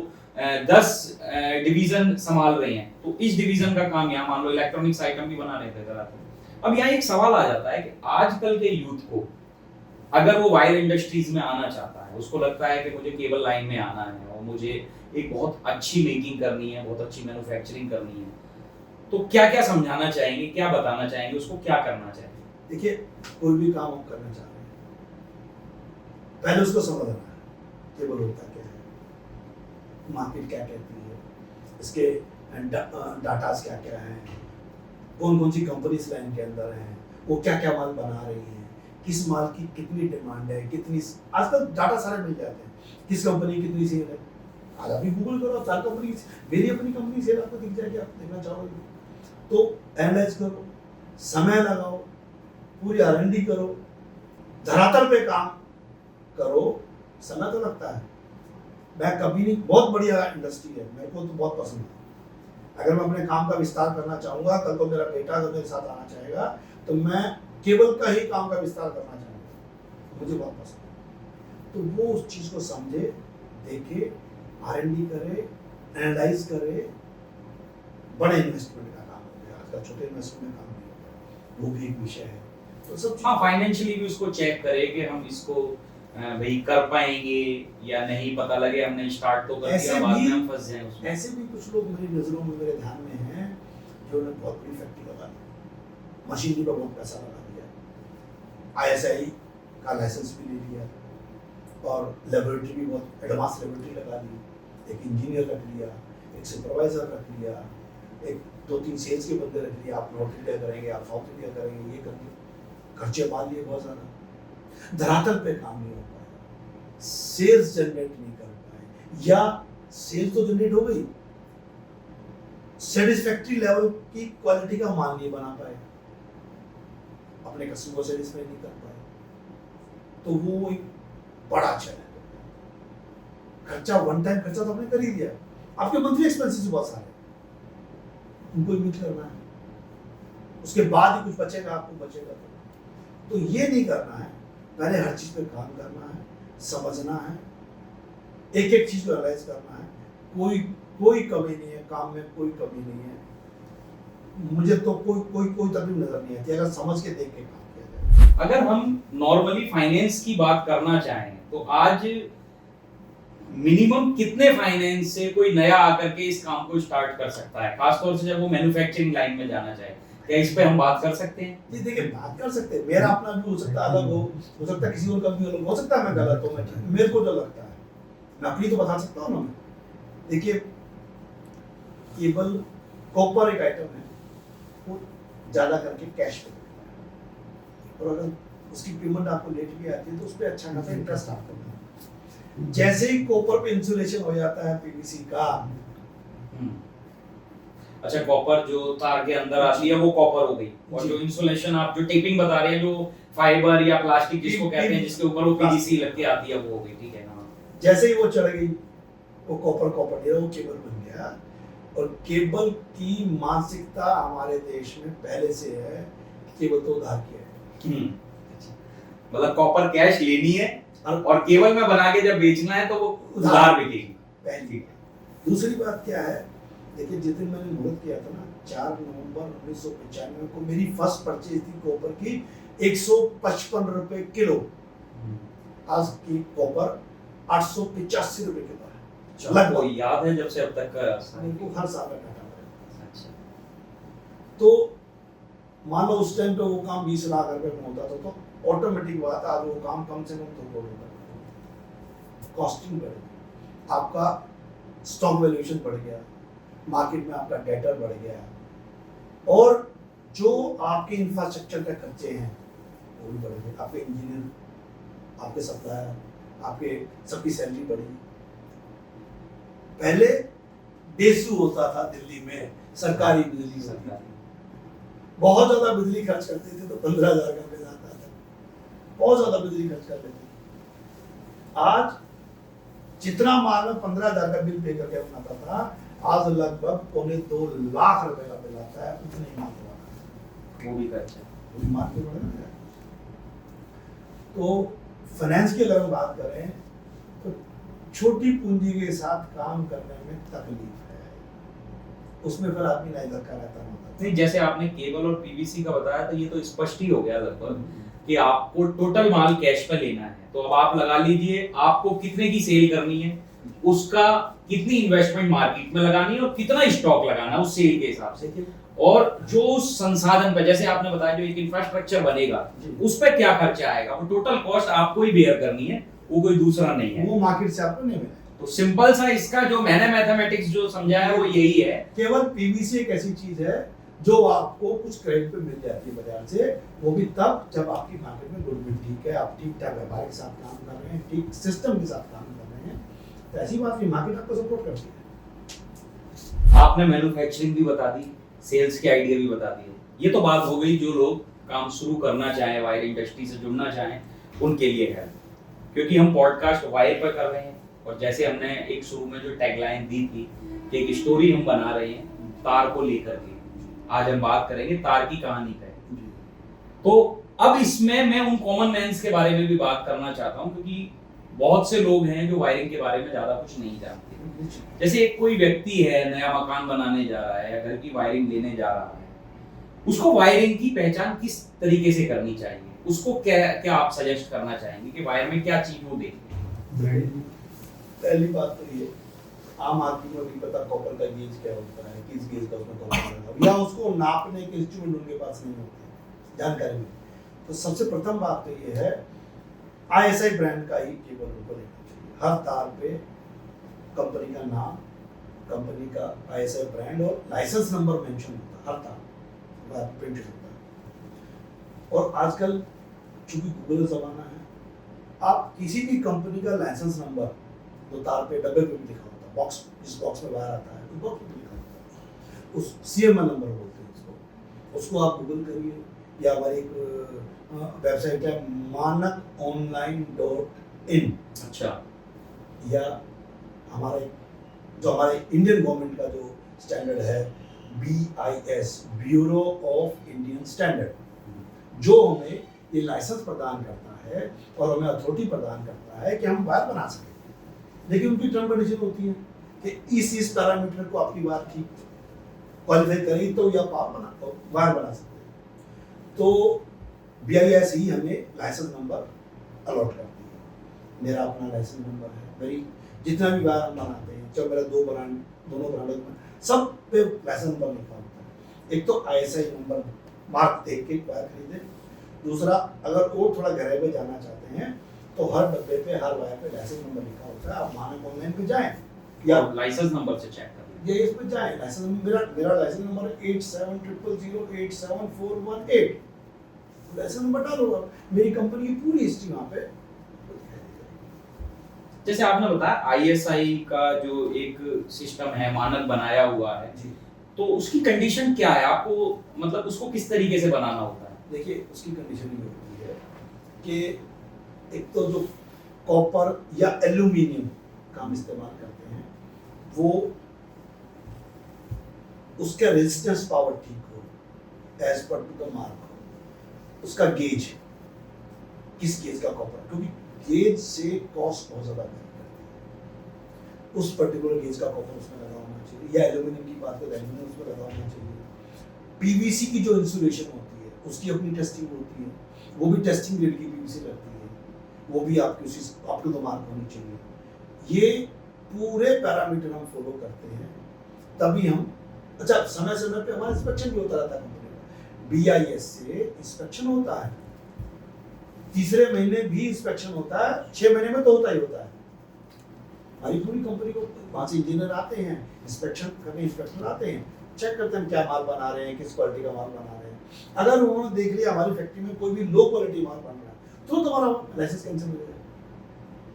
अब इसी में एक सवाल ये आ जाता है, जैसे आप ये कहते हो कि भाई हम ISI मार्क देख लें, क्योंकि आप इस इंडस्ट्री से हो, आप इसको ज्यादा नजदीक से जानते हो। मैं किसी ब्रांड के नाम की बात नहीं करूंगा, लेकिन क्या आपको लगता है सब ISI के मार्कों को पूरी तरीके से फॉलो कर रहे हैं? देखिए, या ये एक प्रॉपर गारंटी है लोगों के लिए कि वो ISI को प्रॉपर तरीके से एक मानक के रूप में मान लें? थोड़ी सी दुविधा है इस सवाल का जवाब देने में, लेकिन निश्चित रूप से जवाब देना बनता है, क्योंकि जनता का अधिकार बनता है, हमको जानना चाहिए इस बात को। कुछ कंपनियां जिनको अपनी ब्रांड वैल्यू बनानी है, जिनको कम्पीट करना है, जो धड़ल्ले से अपना माल मार्केट में बेचती है, अपने ब्रांड के साथ काम करती है, उनको वो चीज़ें फॉलो करती है। लेकिन बहुत सारी, मैं नाम किसी का नहीं लेना चाहिए मुझे, बहुत सारी कंपनियां, चूंकि कॉस्ट बहुत बढ़ गई है, मैंने आपको बताया ना, आज कॉपर करीब 900 रुपये किलो कॉपर हो गया है। सोना चांदी के बाद तीसरे सबसे महंगा मेटल माना जाता है। तो कॉस्ट कटिंग के नजरिए से कहीं ना कहीं कॉम्प्रोमाइज कंपनियों को या लोकल मैन्युफैक्चरर को करना ही पड़ेगा। उसी के चलते अब कंपनियों ने नई स्ट्रेटेजी क्या निकाल दी है। जैसे एक वायर का, एक बंडल की अगर बात करें तो नॉर्मल लेंथ उसकी 90 मीटर होती है। अब नई कंपनियां, अभी थोड़े दिन पहले मैंने पता लगा, हमने नहीं किया अभी शुरू, कंपनियों ने 45 मीटर की लेंथ की मान इंट्रोड्यूस करने शुरू कर दिया था। क्यों? क्योंकि 90 मीटर की कॉस्टिंग ज्यादा होती है। तो पॉलिसी नहीं, क्वालिटी डाउन नहीं की उन लोगों ने कॉस्ट बंडल छोटा कर दिया, कॉस्ट कम कर दी, साइकोलॉजी के साथ काम करने, मतलब मनोविज्ञान की बात है नहीं, तो वो उन्होंने शुरू कर दिया। हो सकता है कल को हमें भी करना पड़े, लेकिन निश्चित रूप से खाली ISI मार्क होना 100% क्वालिटी बेहतरीन होने की गारंटी नहीं। अच्छा, ब्रांड कॉन्शियस रहना चाहिए या क्वालिटी कॉन्शियस होना चाहिए? देखिए, क्वालिटी कॉन्शियस होना ज्यादा जरूरी है। ब्रांड कॉन्शियस तो अपने आप ही हो जाता है। क्वालिटी कॉन्शियस आप रहोगे तो ही आप सर्वाइव कर पाओगे बाजार में। अच्छा, कस्टमर आजकल समझदार हो गए, जितने भी छोटे छोटे दुकानदार गांव देहात में हम लोग देखते हैं, उनकी सेल बहुत कम है, उसके बावजूद तो हमसे पहले पूछते हैं जी कौन से केस का माल लगा है इसमें, कौन सी क्वालिटी की पीवीसी लगी हुई है, पहले कोई नहीं पूछता था। सच बताना पड़ेगा हमको। तो आपको ट्रांसपेरेंसी ज्यादा, प्रोडक्शन ज्यादा करनी पड़ेगी, बल्क प्रोडक्शन में काम करो, परचेजिंग अपनी अच्छी रखो, अपनी कॉस्टिंग कम करके मार्केट को कम्पीट करना होगा, क्वालिटी डाउन करके आप सर्वाइव कर जाओगे बहुत ज्यादा लंबे समय तक। जैसे अभी आपने बताया कि गेज हमें बताना पड़ता है और पीवीसी की क्वालिटी बतानी पड़ती है, तो क्या ये लोग भी समझ सकते हैं, ये है उनके लिए आसान या इसमें कोई टिपिकल फार्मूला है? एक्चुअली कोई टिपिकल फार्मूला नहीं है। आप फिर मैंने बताया ना, गूगल करेंगे तो उसके पैरामीटर सामने आ जाएंगे। आप पूछो दुकानदार से, पूछो हमारा कस्टमर केयर नंबर, हम आपको फोन करो, आप हमारे डब्बे पे हमारा बारकोड हमने कुछ हाँ, हम दुकानदार से ये पूछ सकते हैं कि भाई ये कितने गेज का माल है। हाँ। तो गेज का क्या फर्क होता है, जैसे मतलब उसमें कॉपर के देखिए क्या होता है, मैं खाली वायर तो क्योंकि हम लोगों ने तो जो सुना हुआ है वो यही है कि 1 mm 2 mm 3 mm इस तरीके से सुना मैं हुआ है। बताता हूँ। देखिए हम खाली पहले हम हाउस वायर की बात करते हैं। आमतौर पे हम लोग मकान बनाते हैं तो उसमें डोमेस्टिक केबल बोलते हैं उसको, हाउस वायर बोलते हैं, उसकी बात करते हैं। तो पहली बात तो 2 mm 4 mm 2 mm 3 mm पर वायर नहीं, 0.75 mm 1 mm 1.5 mm 2.5 mm 4 mm 6 mm और 10 mm, ये 7 मेजर गेज होते हैं जो हाउस वायर में चलते हैं। मेजर साइजेस होते हैं, इसको बोलते हैं क्रॉस सेक्शन एरिया, और इसके अंदर स्पेसिफाइड है, अगर आप 1.5 mm का वायर बना रहे हैं तो उसके अंदर मल्टी स्टैंड वायर होता है। मल्टी स्टैंड का मतलब हो गया, स्टैंड हो गया एक कॉपर का एक था, मल्टी मतलब बहुत सारे कॉपर का। तो एक क्राइटेरिया फिक्स है, 1.5 mm के तार के अंदर 22 वायर्स अंदर कॉपर के 22 21 वायर अगर हैं तो वो कमी है, 23 तो मिलेंगी नहीं आपको।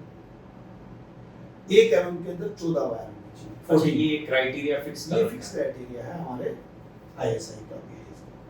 और वो 22 वायर 1.5 mm में जो होंगे वो किस गेज की होंगी, एक वायर किस गेज की होगी, 0.3। अच्छा हाँ, 0.3 mm का वो एक तार होना चाहिए, हर तार 0.3 मतलब एक आपने बताया कि मान लो 1.5 mm का एक वायर है, उसके अंदर 22 वायर्स आ गए, उस जो 22 वायर्स हैं उसका भी पैरामीटर फिक्स है कि वो इतने गेज का होना चाहिए। 22 में से एक वायर इस गेज की होनी चाहिए। तो जो छोटे बड़े ब्रांड जो फेरबदल करते हैं वो कहाँ करते हैं आपके हिसाब से, क्योंकि आपको तो इस सब की बारीकी पता है, देखिए खिलवाड़ कहाँ होता है? देखिए मैंने आपको बताया ना, देखिए सब एक छोटी देसी बात करते हैं, एक 1.5 mm का बंडल है जो करीब 2 किलो का वजन का बंडल है, उसमें अगर आपका करीब 1 किलो 300 ग्राम कॉपर लगा है तो निश्चित रूप से 700 ग्राम पीवीसी होगा। चूंकि पीवीसी का रेट कम है, पीवीसी सस्ती होती है, कॉपर बहुत महंगा होता है, तो कॉपर जितना कम हो जाएगा पीवीसी का रेशियो बढ़ जाएगा, उतनी कॉस्ट कट हो जाएगी। कॉपर कम कैसे होगा, लेंथ आप कम कर नहीं सकते, एक ही तरीका है उसका, गेज कॉपर का डाउन, मतलब गिनती में तो 22 रहेगी, 22 रहेंगे, लेकिन जो वो एक जो कॉपर की जो एक लेंथ आ रही है उसकी गेजिंग मोटाई कम कर देंगे। दूसरी बात, कॉपर भी 3-4 क्वालिटी का आजकल बाजार में आ रहा है, जो जैसे बड़ी कंपनियां मानी HCL है, हिंडाल्को, इनका कॉपर आता है, वो प्योर कॉपर होता है, उसकी करंट कैरिंग कैपेसिटी ज्यादा होती है। अब चूंकि कॉपर रिसाइकल भी होता है और रिसाइकल होकर फिर वही कॉपर हमारे पास आता है, हम लोग उसकी वायर बना के फिर से केबल बना देते हैं, तो उसकी करंट कैरिंग कैपेसिटी धीरे-धीरे कम हो जाती है, कॉपर की क्वालिटी डाउन होती है। कॉपर को रीमैन्युफैक्चर करने के लिए कुछ और चीजों से मिलाई जाती है, केमिकल मिलाए जाते हैं, जिंक जस्ता मिलाया जाता है, जब जस्ता उसकी मात्रा से बढ़ जाएगी तो कॉपर की ताकत कम हो जाती है, तो रिसाइक्ल्ड कॉपर यूज होता है, सीसीआर का कॉपर होता है, वायर का कॉपर होता है, सुपर डी का कॉपर होता है। हाँ, तो वो कहीं ना कहीं कॉपर की क्वालिटी भी, क्वालिटी ऑफ कॉपर और गेज चेंजेस कर देते हैं, दो चीजें कॉस्ट को इफेक्ट करती हैं। अच्छा, चाइना का भी जैसे वायर के अंदर एक रोल है, जी, उसकी क्वालिटी को आप कैसे देखते हैं, क्या वो पूरे पैरामीटर्स फॉलो कर रहे हैं? चाइना, मैं ये कहूँगा हमारी मार्केट का सीधा संबंध है चाइना से। चाइना एक्चुअली ना बहुत बड़ा एक्सपोर्टर है रॉ मटेरियल्स है, फिनिश गुड का कम। इंडिया की बात करें, मेरी लाइन की बात, इस लाइन की बात करें, रॉ मटेरियल्स के लिए हम चाइना पे बहुत डिपेंड है, आज भी डिपेंड है। जबकि मेक इन इंडिया प्रोजेक्ट हमारा चल रहा है, हमारी सरकार बहुत अच्छा काम कर रही है। छोटे छोटे जो स्मॉल स्केल इंडस्ट्री मैन्युफैक्चर जैसे लोग जो हैं उनको बड़ा प्रोत्साहन दिया जा रहा है, उनको कहा जा रहा है तुम क्वालिटी बेटर करो, तुम प्रोडक्शन बढ़ाओ, उनको हमें मार्केट भी मिल रही है, बड़ी बड़ी मार्केटें मिल रही है। लेकिन आज भी हम चाइना पे रॉ मटेरियल के लिए बहुत ज़्यादा कॉपर के लिए या पीवीसी के लिए? रॉ मटेरियल ऑफ केबल, उसमें क्या क्या होता है, कॉपर भी होता है। कॉपर भी ना आजकल क्या है, कॉपर की कॉस्टिंग बहुत ज़्यादा हो गई, तो एक एल्यूमिनियम आता है, उस पर कॉपर की कोटिंग चली होती है। एल्यूमिनियम सस्ती आइटम, हाँ एल्यूमिनियम। एल्यूमिनियम का वजन कॉपर के वजन से लगभग 3 गुना कम होता है। अगर हम बात करें, एक कॉपर की वायर आपने ले ली 100 मीटर की और एक एल्यूमिनियम की वायर ले ली आपने 100 मीटर की उसी गेज की, तो अगर कॉपर का वजन 3 किलो है तो एल्यूमिनियम का वजन 1 किलो है, लेंथ उतनी होगी, उसकी करंट कैरिंग कैपेसिटी कम होती है। तो आजकल क्या हो रहा है कि एल्यूमिनियम पे कॉपर की कोटिंग चल के आ जाती है, CCA कॉपर कोटेड एल्यूमिनियम, वो चाइना से आ रहा है। आजकल लोहे की तार आ रही है, उस पे कॉपर की कोटिंग चली होती है, CCS copper coated steel, costing कम आती है, उसमें भी केबल बन रहा है बाजार के अंदर, वो सब चाइना से आता है। ये बढ़िया क्वालिटी वाले माल बनाने वाले हम जैसे लोगों के साथ बहुत तकलीफ का काम है। लेकिन चूंकि गांव देहात के एरिया बहुत बड़ा आज भी माल लगता है, अनएजुकेटेड एरिया बहुत ज्यादा है, बिहार है, यूपी है, बहुत सारे गांव देहात के एरिया है, उन्हें पता ही नहीं इसमें कॉपर क्या है, एल्यूमिनियम लगा क्या लगा क्या। वो तो MM देखते हैं और ले लेते हैं। हालांकि पहले से जागरूकता बहुत बढ़ गई है, पहले से जानकारी बढ़ गई है, लेकिन अभी भी बड़ा अभाव है। तो चाइना का ये रोल बहुत बड़ा है जो दिक्कत कर रहा है, तकलीफ कर रहा है काम करने में हम जैसे लोग।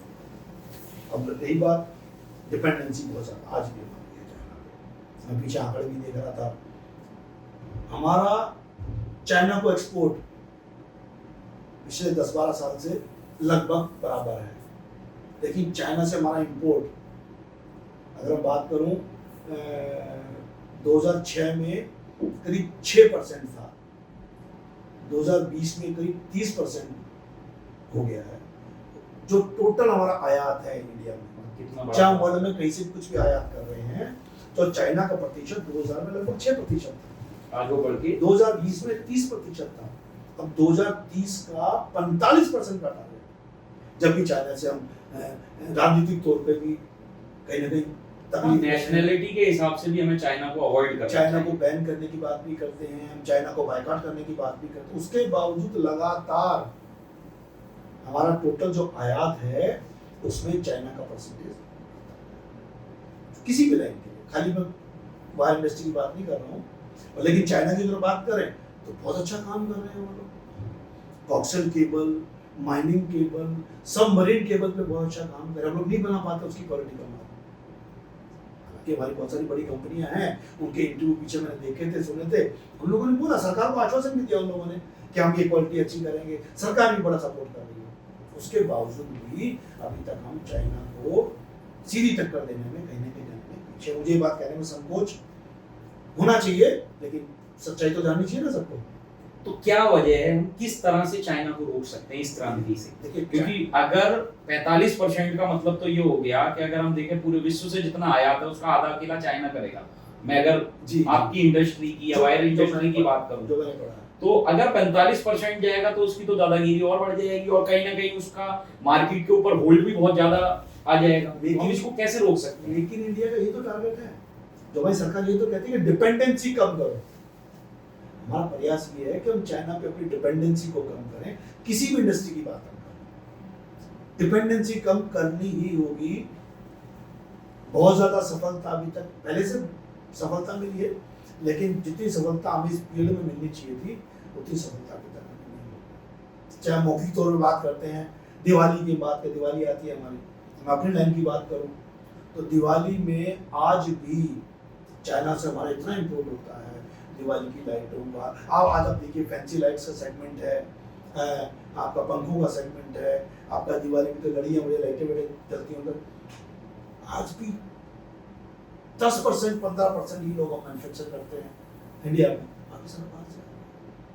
और आप देखेंगे ऐसे ऐसे झूमर, फैंसी लाइट की अगर बात करें, ऐसे ऐसे झूमर आपको देखने को मिलेंगे 15,000 में, 20,000 में। आप कल्पना नहीं कर सकते इंडिया में उसको बनाने की, आज भी। क्या डिफरेंस रहा है देखिए कि चाइना, इंडिया और चाइना में ऐसा क्या डिफरेंस रहा है कि वो इस चीज को कहीं ना कहीं कवर अप नहीं कर पा रही है?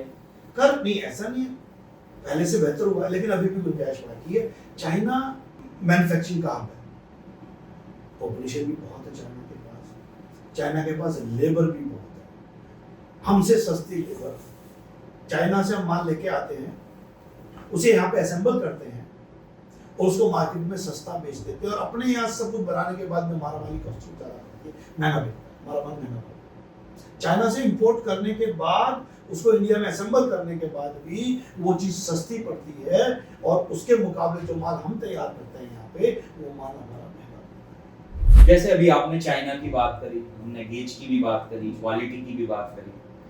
आमतौर पर हम देखते हैं, जैसे मैं आज भी न्यूज़ देख रहा था तो उसमें एक आया था कि शॉर्ट सर्किट से एक घर में हाँ, धमाका हुआ और कई बार उसमें मौतें भी हो जाती हैं, कई बार दिक्कतें भी। तो शॉर्ट सर्किट का मेन रीजन क्या है? देखिए क्या चीज हमें देखनी चाहिए जो हम शॉर्ट सर्किट के केसेस को कम से कम कर सकें? देखिए 3-4 फैक्टर है। एक तो सबसे पहली बात ये है कि शॉर्ट सर्किट ज़्यादा करके इलेक्ट्रिक शॉर्ट सर्किट ज़्यादा होता है।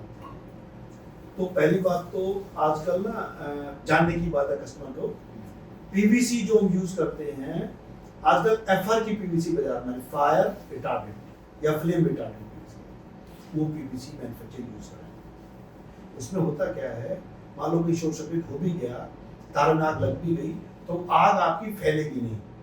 वो पीवीसी के अंदर इस तरह से केमिकलाइज किया जाता है उसको, एक तो वो सेफ्टी।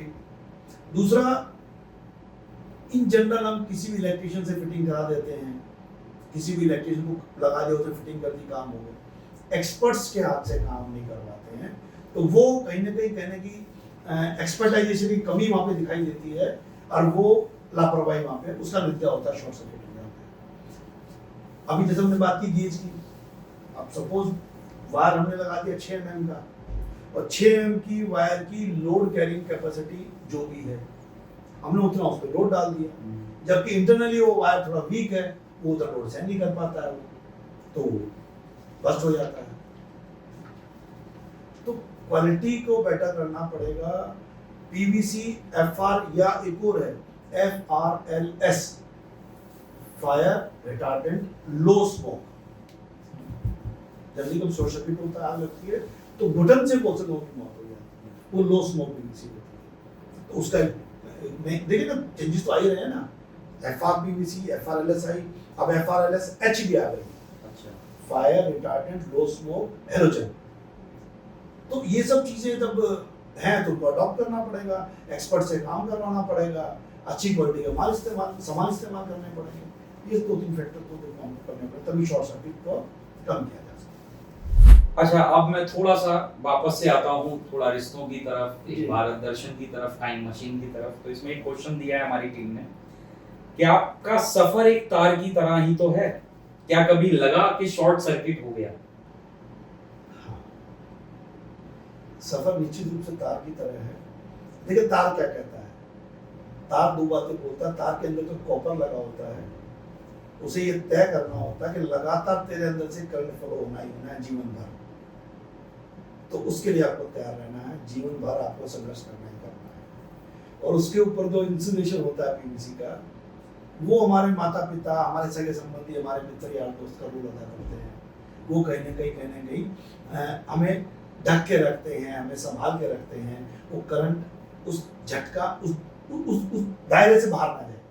पीवीसी बचाती है हमारे। पीवीसी तार के करंट को बाहर से, पीवीसी में तार में करंट फ्लो हो रहा है, उसके बाद हम लोग तार को टच कर लेते हैं, सिर्फ उस पीवीसी की वजह से। ऐसे ही जीवन में झटके लगातार आपको संघर्ष करना है। कहीं भी आपकी मिसकनेक्शन हो सकती है, कहीं भी आपको झटका लग सकता है, तो आपकी पीवीसी, आपके रिश्ते नाते, आपके सगे संबंधी आपके चारों तरफ हमेशा रहें, तो आप सर्वाइव कर जाएंगे, बचे रहते। वरना पीवीसी भी जल के बस्ट हो जाती है। तो कभी शॉर्ट सर्किट आपको भी लगा है क्या उसमें? देखिए, कोई ऐसी स्टोरी, कोई ऐसी घटना? मैं अगर बात करूं तो मेरा जीवन घूम फिर के सारी चीजों में मेरे पिता पे आके टिक जाता है। मेरी लाइफ में सबसे बड़ा शॉर्ट सर्किट लगा था 14 मई 2003, जिस दिन मेरे पिताजी नहीं रहे। बिल्कुल तय था कि अब मैं कुछ नहीं कर सकता, कुछ हो ही नहीं सकता।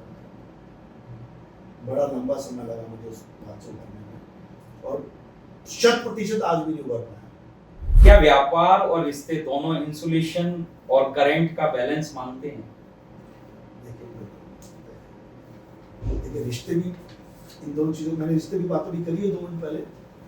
अगर सारा जीवन आपको करना है और आपके रिश्ते आपके साथ नहीं है तो आप नहीं संभाल पाओगे, और तार पे दे बात होती सबको पता है। तो दोनों चीजों का बैलेंस मांगते हैं। आप बहुत धार्मिक और सोशली व्यक्ति हैं, इस रूट का क्या राज है? क्योंकि सोशली आप बहुत ज्यादा एक्टिव रहते हैं, लोगों से मिलते हैं, जुलते हैं, चाहे वो संघ के बहाने हो, चाहे वो आपके RWA में रहते हो, हर जगह एक तरीके से आप एक्टिव रहते हो। तो ये टाइम कैसे मैनेज हो पाता है? ये सब चीजें कैसे बनाते हो? इसलिए मुझसे ना मेरे मित्र लोग बात करते हैं, पूछते हैं यार इतनी सारी जिम्मेदारियां क्यों ले लेते हो? तो यकीन मानिए मुझे जिम्मेदारी शब्द से बहुत प्यार है। जिम्मेदारी आपको बूढ़ा नहीं होने देती, जिम्मेदारी आपको बिगड़ने नहीं देती। सही कह रहा हूँ मैं? बिल्कुल। जिम्मेदारी समझ। अच्छा देखिए क्या है, विरासत में मिला है, मैंने नहीं बनाया। मुझे कोई दिक्कत नहीं होती, मैं RWA को समय देता हूँ, मैं अपनी संघ के लिए मेरा समर्पण जैसा भी होता है। मैं पिछले 24 वर्ष से संघ से जुड़ा, मैं RSS की बात कर रहा हूँ। जो भी दायित्व, जो भी जिम्मेदारी मेरे को मिलती है, मैं सहर्ष स्वीकार करता हूँ, और मुझे नहीं पता कहाँ से समय निकल जाता है। हमारा एक मंडल है, विचित्र मित्र मंडल, धार्मिक कार्यक्रम हम लोग करते रहते हैं। ब्लड डोनेशन कैंप लगवा दिया, या कभी कोई हेल्थ कैंप लगवा दिया, योगा कैंप लगवा दिया, वो सब करते रहते हैं। उसके लिए भी समय निकल जाता है। और चूंकि मेरा व्यापार इस टाइप का है, उसको भी ड्यूटी आवर ज़्यादा चाहिए होते हैं। कॉपर का, केबल का काम हमारा है, वो भी मैं कर लेता हूँ। तो जिम्मेदारी सबसे, जिसको प्यार हो जाएगा ना, उसको कोई तकलीफ। जैसे आप व्यापार करते हो, इसमें और भी परिवार के कुछ लोग आपके साथ हैं, जुड़े हुए हैं? बड़ी हैरानी की आपको बात बताता हूँ। आप यकीन मानिए ज़माना बहुत बदल गया है, 2025 है। तो मैं अपनी एक संदेश भी देना चाहता हूँ मैं जनता को। मेरे ताऊ जी आज से लगभग 25 साल पहले एक्सपायर हो गए। मैं गलत हो गया शायद। मेरे ताऊ जी गुजरे बाद 45 साल हो गए, 43 साल हो गए। मेरे चाचा जी 2011 में गुजरे, नहीं रहे। तो मेरे पिताजी 3 ही भाई थे, आज भी तीनों ज्वाइंट हैं। अच्छा, व्यापार एक साथ कर रहे हैं सब? मेरे ताऊ जी के 3 बेटे, हम 2 भाई, मेरे चाचा के 2 बेटे, हम 7 भाई हैं। छोटा भाई केवल मेरा बेंगलोर में है, जो बहुत साल तक अमेरिका में रहा, वहीं से पढ़ाई की उसने। आज वो बहुत बड़ी कंपनी में इंडिया हेड है। बाकी हम सब प्रहलादपुर में कुछ फैक्ट्रियाँ हैं, भवाना में कुछ फैक्ट्रियाँ चल रही हैं, सब जॉइंट ही चल रहा है। यकीन मानिए मेरे बड़े भाई, वो प्रहलादपुर बड़े भाई क्या कमा रहे हैं, छोटा भाई क्या कमा रहा है, मैं यहाँ क्या कमा रहे कर रहे हैं, मतलब नहीं है। लेकिन यकीन मानिए आज भी सब साथ है। मतलब प्रहलादपुर भवाना वाली फैक्ट्री में जितना मेरा वो वाला भाई साझीदार है, उतना मैं भी साझीदार हूँ। या मेरी इस फैक्ट्री में जो मैं 30 साल से तपस्या कर रहा हूँ, मेरा भवाना वाला भाई, मेरे ताऊ जी का बेटा, मेरे चाचा जी का बेटा। यानी कि देखिए, परिवार बड़ा होने के कारण देखो, घर अलग अलग होना, कोई परिवार बड़ा हो जाता हो तो किचन अलग अलग हो जाती है। हमारी केवल किचन अलग अलग हो जाए। बड़ों के ना होने के बावजूद भी मेरे पिताजी, मेरे ताऊजी और मेरे चाचा जी आज भी जॉइंट हैं। मतलब बिजनेस सारा जॉइंट है, किचन सिर्फ अलग अलग हो गई। क्या यही कारण है? एक बात आपने बीच में बोली थी, वो सवाल मेरे मन में जब से ही थोड़ा सा कुरेद रहा है कि वो पूछना बहुत जरूरी है, क्योंकि आजकल इतना लोगों को विश्वास नहीं रहा। जैसे आपने बताया कि आपके ब्रदर को जब अमेरिका जाना था, US जाना था, तो उस समय आपके पिताजी ने बोला और सबने लिख दिया, साइन कर दिए, प्रॉपर्टी नाम कर दी। मुझे तो लगता नहीं आज कोई सगा भी एक तरीके से किसी के प्रॉपर्टी नाम करेगा। यही मैं दर्शन देना चाह रहा हूँ, यही मैं सीख देना चाह रहा हूँ।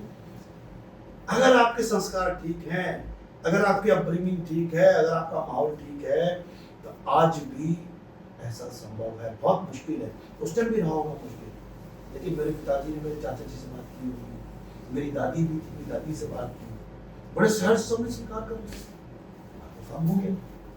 तो माहौल ने केवल मेरे पिताजी का संस्कार ऐसा रहा जिसके कारण आज वो सब संभव हो पाया।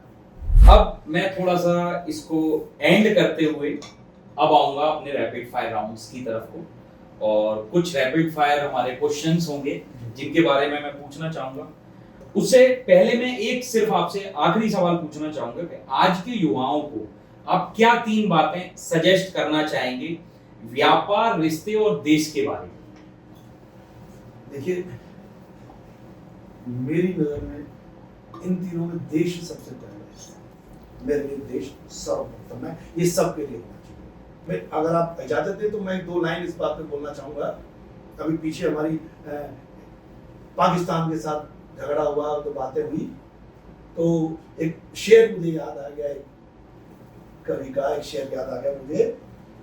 वो बड़ा धाड़ते हुए बोलते हैं, कहते हैं कि रास्ते के पत्थर को चकनाचूर होना चाहिए,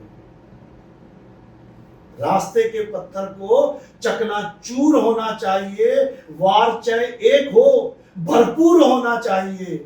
इतना ही नहीं कि वो हमसे माफी मांगे और छूट जाए, इतना ही नहीं कि दुश्मन हमसे माफी मांगे और छूट जाए, दुश्मन को हमारे सामने मजबूर होना चाहिए। मैं ये भाव रखता हूं। अभी देश की बात आ गई तो मेरे जीवन का एक ध्येय, एक अभियान में चला रहा हूं, उसका चर्चा कर सकता हूं मैं? बिल्कुल। एक छोटा सा अभियान मेरा है, सिर्फ 2 मिनट इस पर दूंगा मैं जितने भी, देखिए हमारे देश में हम धार्मिक विचारों के आदमी, बहुत सारे सत्संग, कीर्तन, सुंदरकांड जी के पाठ, माता रानी के जगराते, पुराने बहुत सारे होते हैं।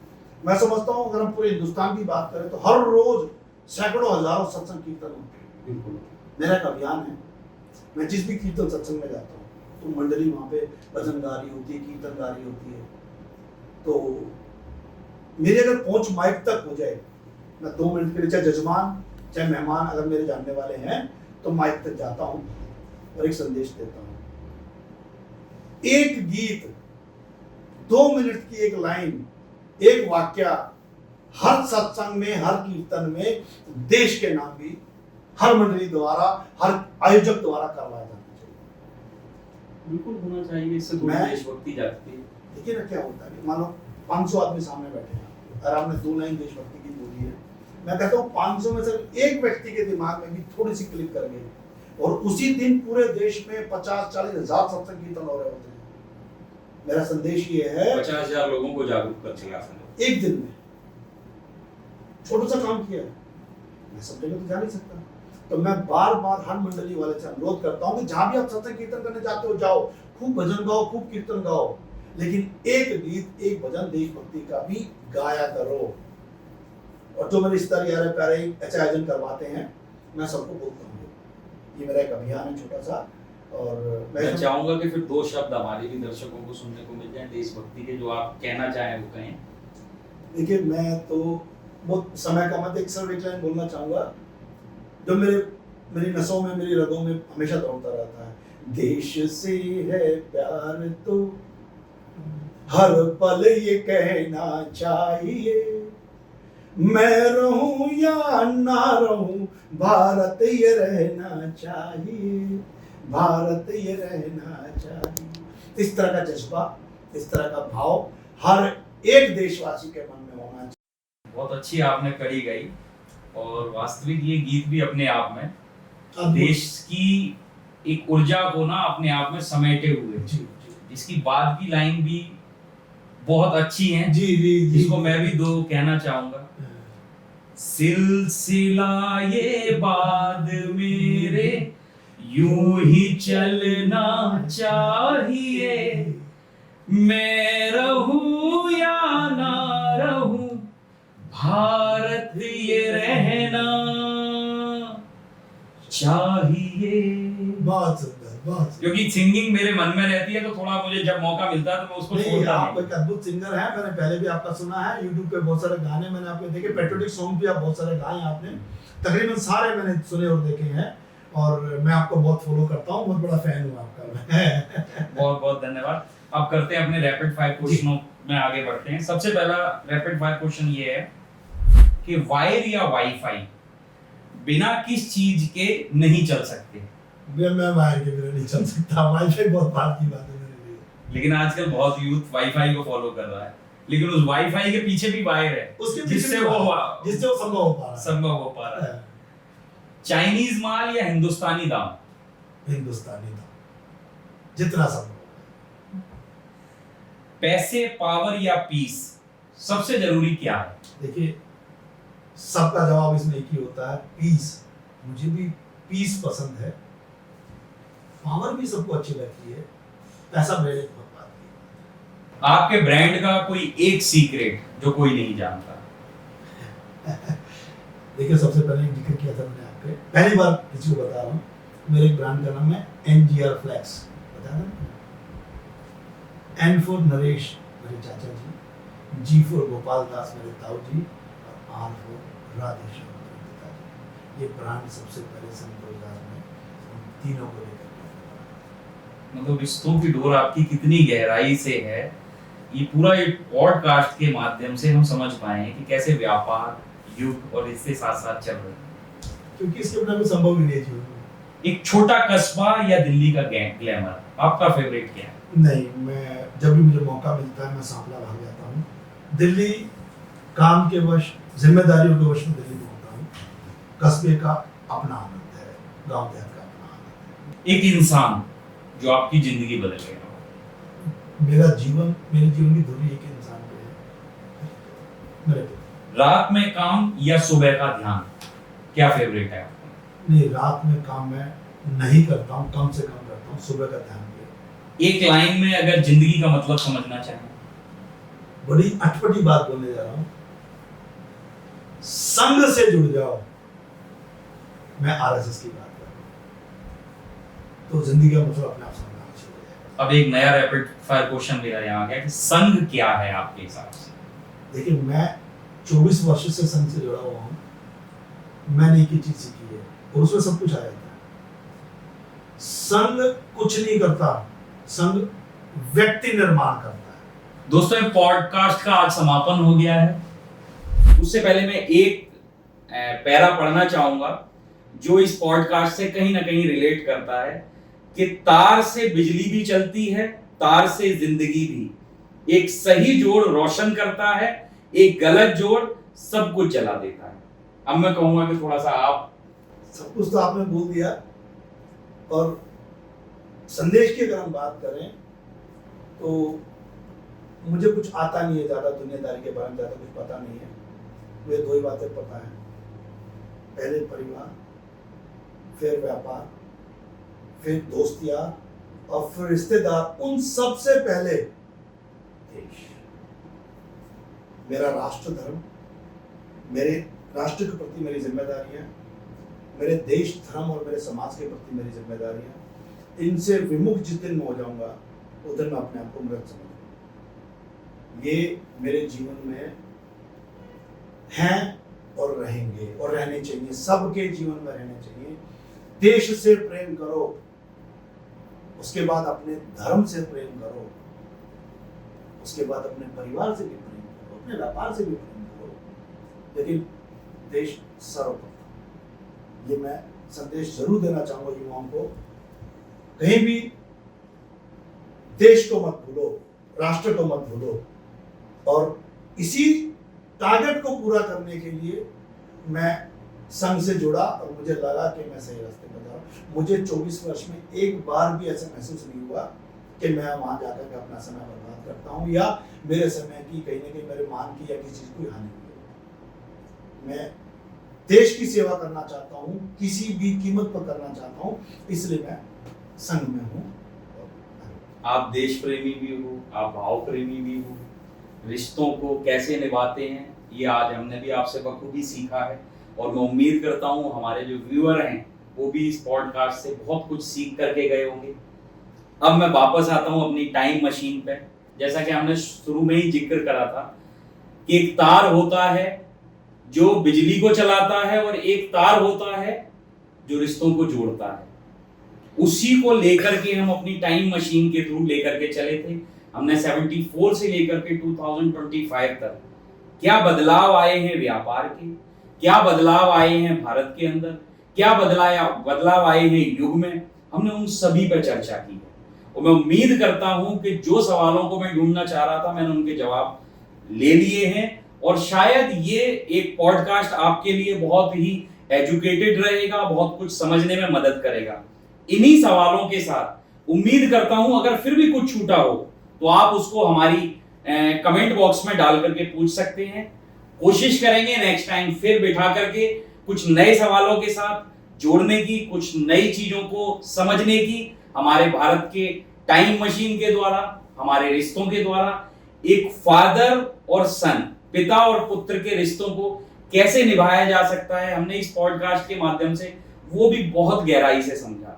मुझे नहीं लगता इस पॉडकास्ट में अगर हम सर्च करेंगे या रिसर्च करेंगे तो सबसे ज्यादा शब्द अगर कोई आया होगा तो वो पिता शब्द था। इस महीने क्योंकि फादर्स डे भी है, मैं आपसे विदा लेता हूं।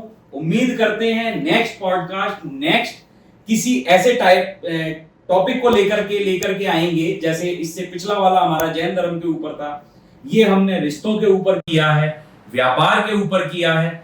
ऐसा ही कोई अन्य टॉपिक जो आपके लिए बहुत लाभदायक हो, एजुकेटेड हो। नमस्ते, जय हिंद, जय भारत।